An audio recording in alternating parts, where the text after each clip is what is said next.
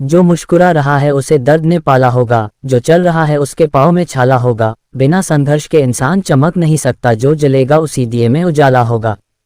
संघर्ष क्यों बचे संघर्ष से? संघर्ष ही तो जीवन की आत्मा है। जितना कठिन संघर्ष होगा उतनी ही शानदार जीत होगी। एक बार एक किसान भगवान से बहुत ही नाराज हो गया। किसान बहुत मेहनती था, बहुत मेहनत से वह खेतों में अनाज उगाता, उसकी देखभाल करता, पर अक्सर उसकी फसल खराब हो जाती। कभी सूखा पड़ जाता, कभी बाढ़ आ जाती, कभी तेज धूप, कभी आंधी, कोई न कोई कारण बन ही जाता कि उसकी फसल खराब हो जाती। एक दिन वह किसान गुस्से में आसमान की ओर देखकर भगवान से कहा, हे ईश्वर, आपको लोग सर्वज्ञाता मानते हैं कि आप सब जानते हैं, कहते हैं कि आपके इच्छा के बिना एक भी पत्ता नहीं हिलता, पर मुझे तो लगता है कि आप छोटी सी छोटी बात भी नहीं जानते। आपको तो ये भी नहीं पता कि खेती बाड़ी कैसे करते हैं। अगर आप जानते होते तो हर समय जो बाढ़, आंधी और तूफान आते हैं वो कभी नहीं आते। आप नहीं जानते कि कितना नुकसान उठाना पड़ता है हम किसानों को। यदि आप मेरे हाथ में ये शक्ति दे दे कि जैसा मैं चाहूँ वैसा मैं मौज कर दूं, फिर आप देखना मैं अन्य के भंडार लगा दूंगा। भगवान इस किसान के तीखे वाक्य सुनकर मुस्कुरा रहे थे और वह किसान के सामने प्रकट होकर बोले, मैं आज से तुझे ये शक्ति देता हूँ कि तुम अपनी खेतों पर तुम्हारी जैसी इच्छा ही तुम वैसा मौज कर दोगे। मैं बिल्कुल भी दखल नहीं दूंगा, तुम्हारी इच्छा से सब कुछ होगा। किसान बहुत खुश हो गया। किसान ने गेहूं की फसल अपनी खेतों में बोई।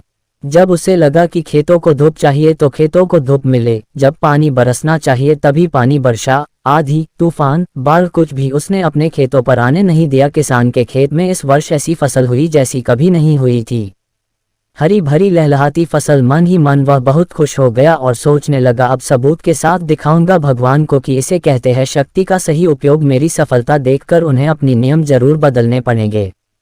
कुछ दिन गुजरे, फसल कटने को तैयार हो गए। किसान बहुत उत्सुकता के साथ फसल को काटने लगा, पर जैसे ही उसकी नज़र गेहूं की बालियों पर गया तो उसने अपना सिर पीट लिया और वह रोने चिल्लाने लगा। गेहूं की एक भी बाली के अंदर गेहूं का दाना नहीं था, सारी बालियां अंदर से खाली थी। किसान बहुत दुखी हो गया। उसने भगवान को रोते हुए फिर पुकारा, हे प्रभु, तुमने ये मेरे साथ क्या किया? क्या तुमने मुझे कोई सजा दी? भगवान बोले, पुत्र, ये तो होना ही था। तुमने पौधों को संघर्ष करने का मौका ही कहाँ दिया? ना तो तुमने उन्हें आंधियों से जूझने दिया, ना तेज बारिश से सहने दिया और ना ही धूप में तपने दिया।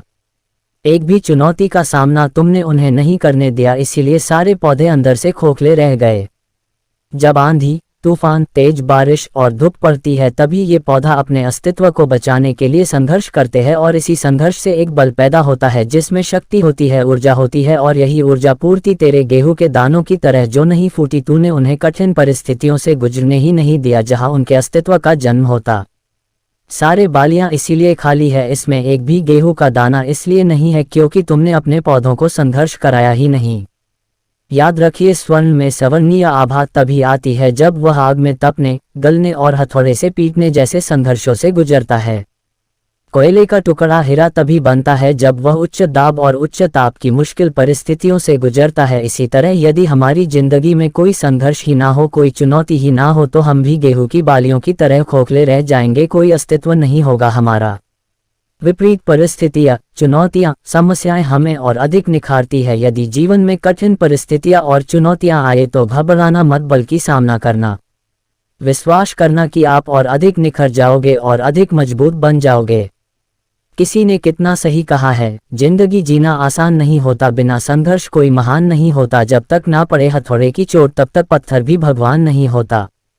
इसी तरह के वीडियो के लिए हमारे अजमित वॉइस 8496 चैनल को सब्सक्राइब करना ना भूल।